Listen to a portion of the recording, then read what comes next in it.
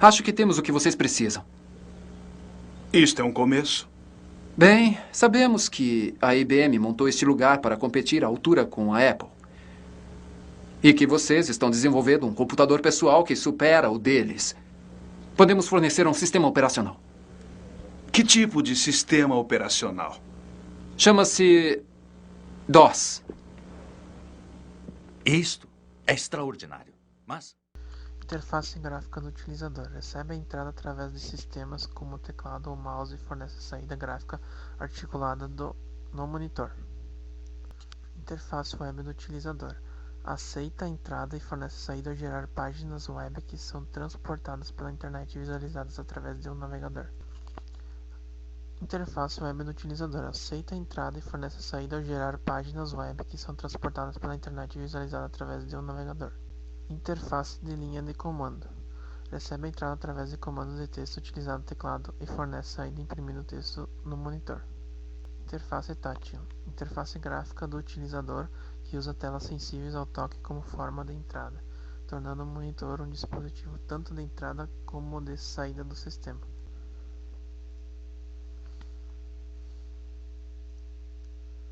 História da interface gráfica. Interface gráfica. Interface gráfica. Proporcionava o desenho de janelas e controle de entrada através do teclado e do mouse em cada uma dessas janelas. A partir de 1979, iniciado por Steve Jobs e liderado por Jeff Raskin, os times de desenvolvimento do Lisa e do Macintosh continuaram a desenvolver as ideias da Xerox. O Lisa foi um computador pessoal revolucionário lançado em 1983 pela Apple Computer. Foi o primeiro PC a ter um mouse e uma interface gráfica, a qual foi baseada nas áreas de trabalho da Xerox. O projeto Lisa começou em 1978, onde Steve Jobs participou do seu desenvolvimento até 1982, quando juntou-se ao projeto Macintosh. O objetivo do Lisa era tornar os computadores mais fáceis de se usar, consequentemente aumentaria sua produtividade. O Lisa foi lançado em 19 de janeiro de 1983, com um preço de quase $10.000, e foi um fracasso, pois tinha um excesso de memória RAM, que era uma parte importante de seu preço, consequentemente de seu fracasso, pois em uma época em que 96 KB de RAM eram considerados uma extravagância, o Lisa contava com 1 MB. Representou o primeiro produto de sucesso ao usar uma interface gráfica. Ele utilizava uma metáfora onde os arquivos pareciam folhas de papel e os diretórios pareciam pastas de arquivo. Havia também um conjunto de utilitários como calculadora, bloco de notas, despertador e lixeira de arquivos. A Digital Research criou o GAN, desenvolvido para trabalhar com sistemas como o MS-DOS. O GAN foi bastante utilizado no mercado a partir de 1985, quando tornou-se a interface padrão do TOS, sistema operacional da linha de computadores Atari ST, mas acabou caindo em desuso com a saída do Atari ST do mercado em 1992, com a popularidade do Windows 3.0. O Amiga também foi lançado em 1985 pela Commodore, com uma interface chamada Workbench, que seguia o modelo da Xerox como praticamente todos os sistemas da época, porém fornecia uma interface em linha de comando para estender a funcionalidade do sistema. Na linha 16-bit da Microsoft, o Windows 1.0 foi uma interface gráfica para o MS-DOS, usada na linha PC e compatível desde 1981. O sistema foi seguido pelo Windows 2.0, mas foi a partir de 1990 com o Windows 3.0 que a popularidade do sistema cresceu. Baseada na Common User Access, a interface se manteve estável desde então. A linha 16-bit do Windows foi descontinuada com a introdução do Windows 95. O Windows 1.0 trouxe ao usuário uma interface bem colorida, um monitor colorido, que era um artefato raro e inacessível na época, e foi o primeiro sistema da Microsoft a utilizar mouse, janelas e ícones. Nessa versão ainda não havia sobreposição de janelas, apenas os comandos Zoom para maximizar e Iconize para minimizar. O Windows 2.0 possuía praticamente a mesma interface do Windows 1.0, mas possuía mais recursos, ferramentas e cores, além de permitir a sobreposição de janelas e essas poderem se maximizar e minimizar. Na versão 3.0, o Windows já tinha um bom desempenho, contava com gráficos de 16 cores, teve seus ícones melhorados e foram lançados os gerenciadores, como gerenciadores de arquivos, gerenciadores de programas, entre outros. O Windows 95 foi a primeira versão a apresentar a barra de tarefas, o menu iniciar e os botões minimizar, maximizar e fechar nas janelas. O Windows XP trouxe uma nova interface gráfica revolucionária, diferente dos sistemas anteriores. O menu iniciar e o campo de pesquisa foram redesenhados com uma nova aparência e muitos efeitos visuais. Dentre eles, um retângulo azul translúcido no Explorer, uma marca d'água gráfica com ícones das pastas indicando seu conteúdo, novo menu iniciar, com a possibilidade de fixar programas mais utilizados, entre outros. Fala galera, tudo bom? Bom, a gente aprendeu um monte de coisas sobre Python, só que todos os nossos programas até agora foram usando aí o terminal, né, e as linhas de comando. Bom, agora a gente já tem bagagem suficiente para criar as nossas próprias interfaces gráficas. E é isso que a gente vai fazer no vídeo de hoje. Então, vamos lá! São mais fáceis. Eu vou colocar aqui Python Kivy. Coloca a senha e instala.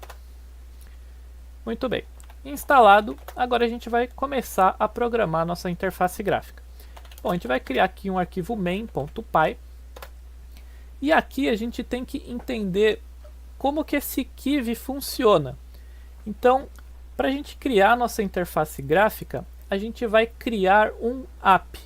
Então, na linguagem do Kivy, a gente vai ter que importar esse app aí, que é o que vai fazer tudo rodar, né? Vai abrir a janela, vai saber aí como rodar o nosso aplicativo. Então, a gente vai importar da seguinte maneira: from kivy.app import app. Ok? App maiúsculo. Muito bem. Agora, a gente vai só criar uma janela com isso daí, né? Só o basicão. Aí a gente vai aperfeiçoando esse nosso app com o que eles chamam de widgets.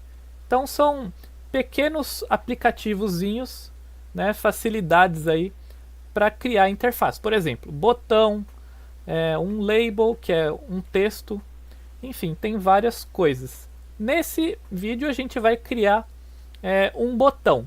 Ele não vai fazer nada por enquanto, mas a gente vai rodar, vai aparecer uma janela com um botão que a gente pode clicar. Então, para a gente criar esse botão, a gente vai ter que importar ele, né? Então, from kivy UIX button import button. Ok? Então, a gente importou o botão. E agora a gente vai criar uma classe que herda dessa classe aqui, ó, app, ok? Então é esse que vai ser o nosso aplicativo, vai ser essa classe.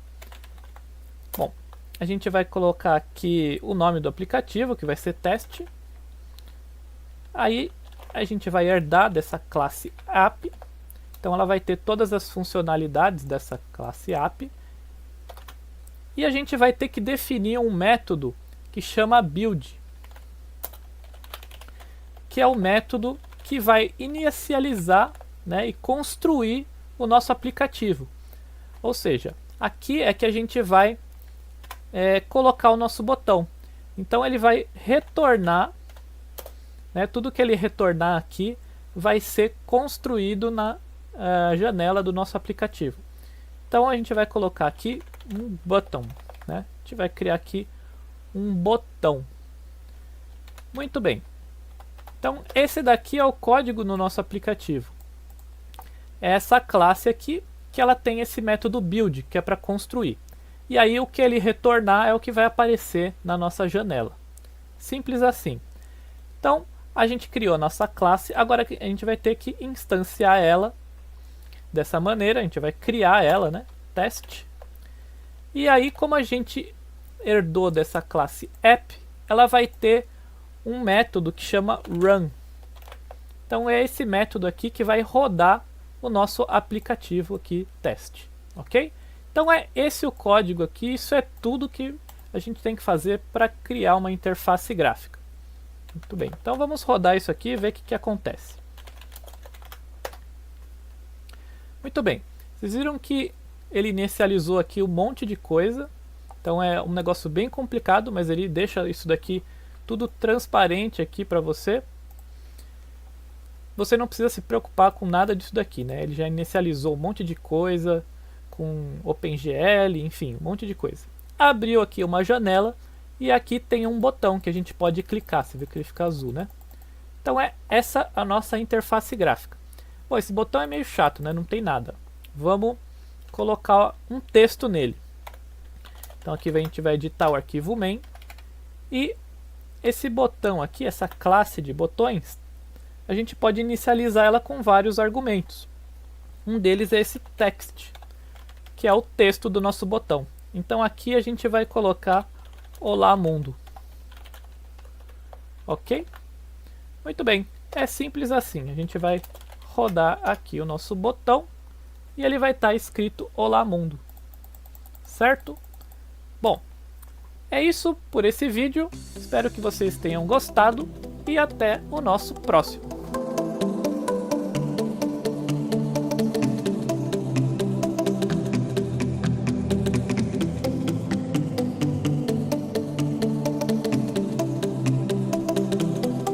Wikipedia.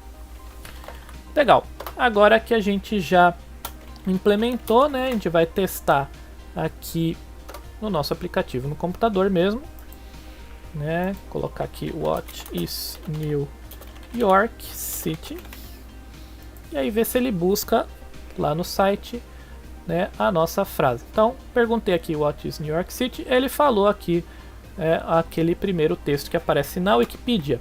E ele se adapta, né, conforme o tamanho também, né, que é o que a gente fez na aula passada. Certo? Muito bem. Então está funcionando certinho aqui. Então vamos tentar compilar, né, e ver se a nossa compilação da biblioteca Wikipedia funciona. Muito bem, compilei aqui. Vou mostrar aqui para vocês o celular. A gente tenta abrir, ele abre para Splash e boom! Acaba e termina o nosso aplicativo, né? Deu algum erro. Então a gente vai investigar aqui Buildozer Android Log Catch e ver o que aconteceu. E aí ele falou que ele quebrou por causa do módulo, né, requests, que ele não encontrou. Então, para funcionar, o Wikipedia precisa, né, desse módulo requests aqui. E aí o Buildozer não instalou esse módulo. Então a gente vai ter que vir aqui e colocar manualmente, né, as dependências desse módulo. Então, requests aqui no caso. E se vocês tentarem compilar de novo, ele vai reclamar de mais um módulo, que é o Beautiful Soup 4. Ok? Beautiful Soup 4. Ok? E aí a gente... Depois da primeira, segunda e terceira aula, eu aprendi a implementar um aplicativo para tu reconhecer voz depois de tantos passos, né? Porque foi feito labs e botões.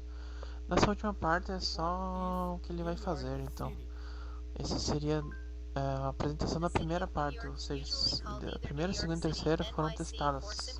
Só que para rodar no Ubuntu Linux eu não consegui, então eu vou deixar nessa última parte que ele vai mostrar como fica bem bonito. Então ele vai lá, busca no site lá do Wikipedia a primeira frase, mostra aqui e o nosso sintetizador aqui fala a resposta.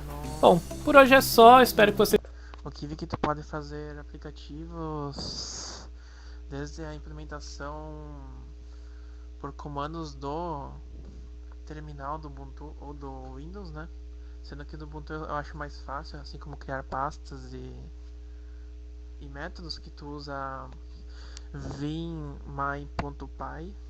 e depois, claro, com tudo funcionando, você coloca python my.py, o nome do teu projeto e salva. Claro, o projeto tem o nome mypy. Começa com from kiwi.app import app from kiwi.ux botão import botão from kiwi.ux.box layout import a box layout from kiwi.iv.ux lab import lab. Daí tem a classe que tu cria, teste app entre parênteses def build entre parênteses self. Depois tu bota dois códigos que tu duplica, né? Box layout orientation vertical entre parênteses, né? E tu bota igual vertical, entre aspas, box igual baixo box layout parênteses, botão text botão 1, né?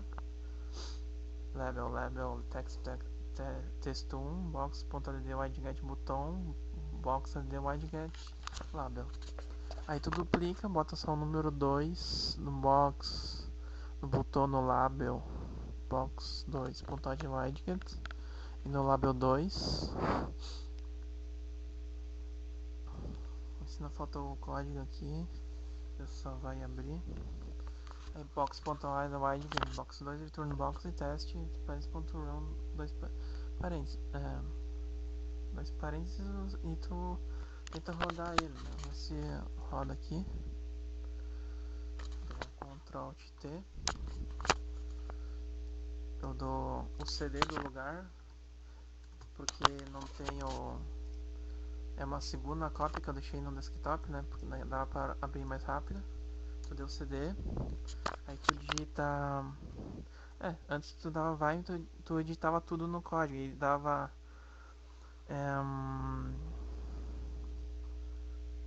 Tu dava.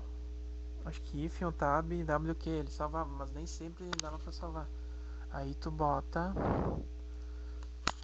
uma Python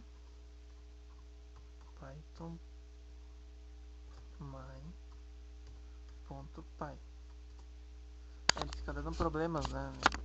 Compilação, fica bem indentado, né? Mas mesmo assim não tô conseguindo, acho que teria que dar uma ajeitada melhor pra rodar, mas tá tudo bem assim que foi testado. Eu acho ele bem importante, ele botou em Python, né?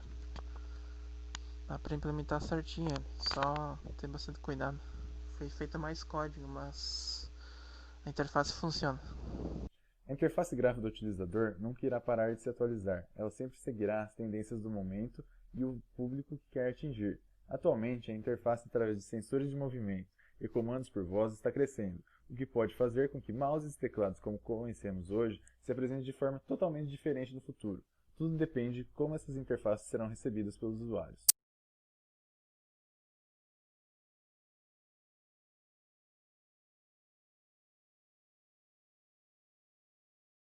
Vocês tenham gostado, divirtam-se aí com seus chatbots e até o nosso próximo vídeo. Dessa